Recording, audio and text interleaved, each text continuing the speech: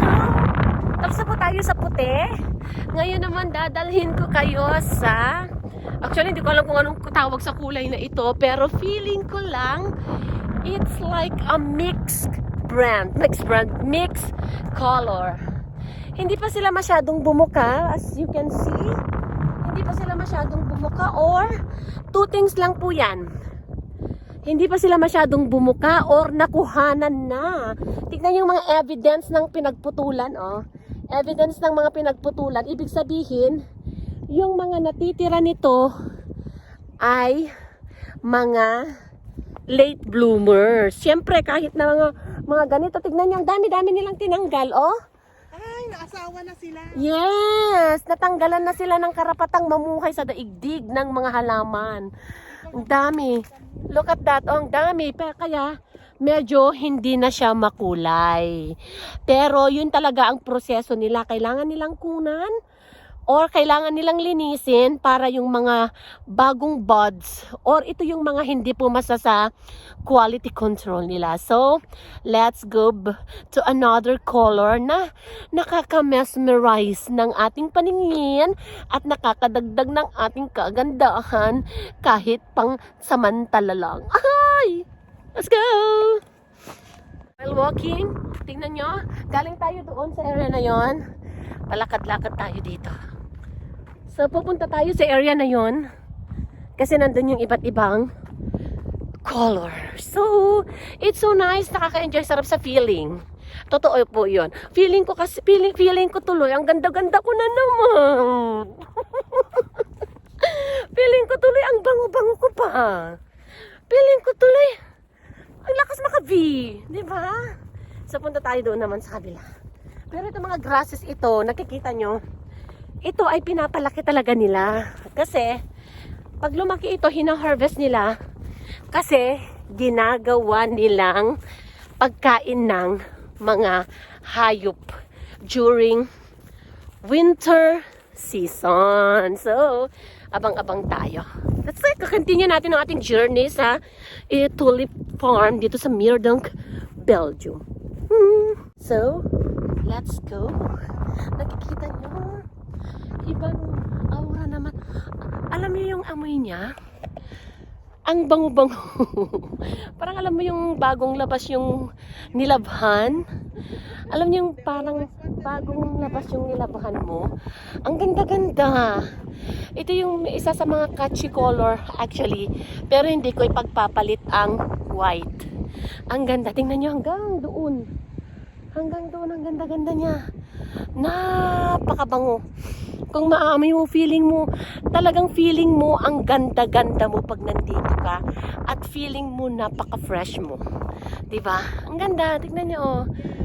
Ewan ko anong color dito. Parang nag-o-orange siya na nag-aagaw yung pagka-pink na nag-o-orange siya. Hindi ko lang ma-sure. So, very beautiful.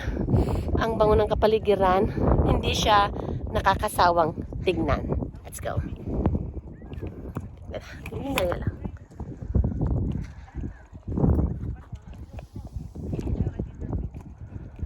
Yeah.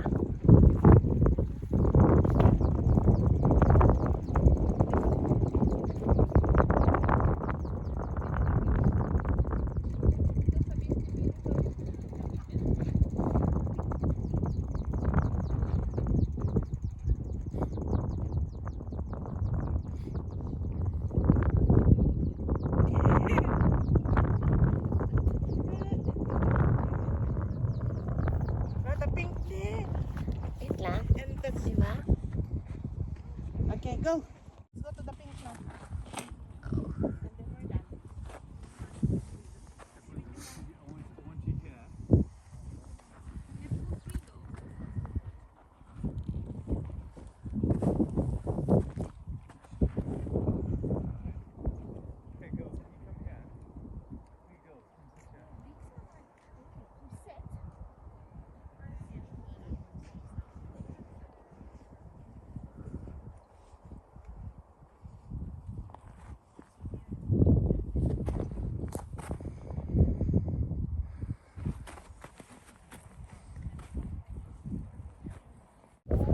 So, andito ulit tayo sa isang color na naman. Ayan siya.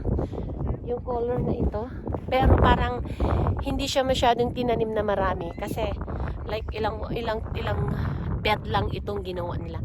Unlike sa ibang tanim doon na napakaraming mga beds yung ginawa nila para sa konting kulay lang ito. Medyo pink siya na gano'n. So tingnan natin.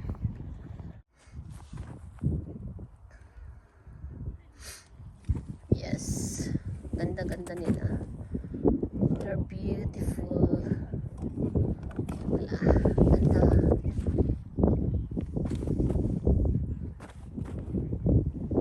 Ganda, oh.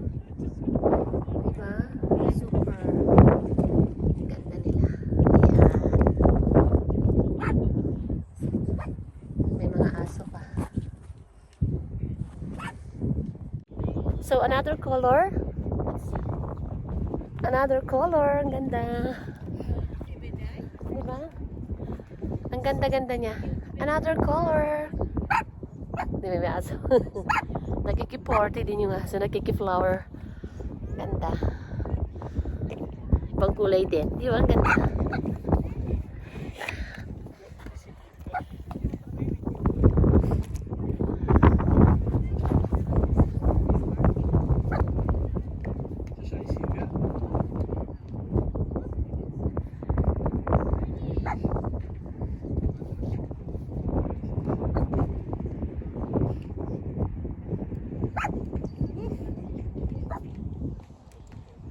Ingka di dyan. Paunag ka.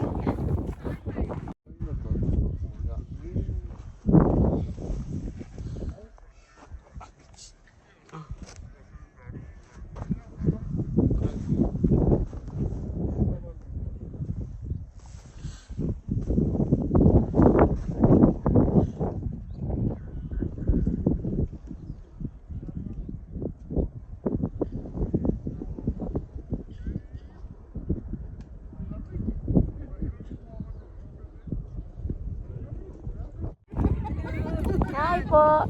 So, ayun, tapos na tayo. Ang saya-saya. Ang ganda-ganda. Yan, ang taas. So, yun ang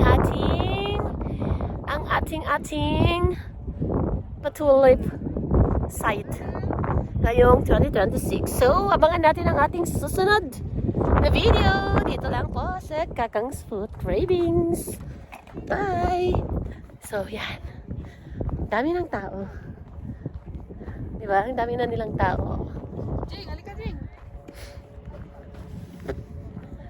Dami ng tao. Angela. O, diba? Ang dami ng tao. Yan. Dami ng tao. Yan. So, yun. Dami ng tao.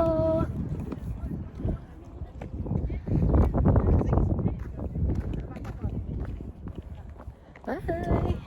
Talang niya na nagpintas niya kita ni. Pati lang.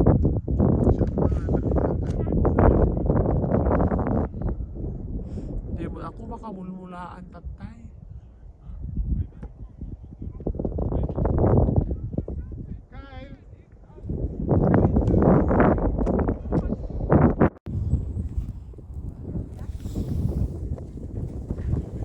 Yes! Lahat ng nakikita nyo, ang lupain sa kaliwa, ang mga lupain sa kanan, ang mga tao sa paligid, ang mga lupang kinatitirikan ng lahat ng mga bulaklak na ito.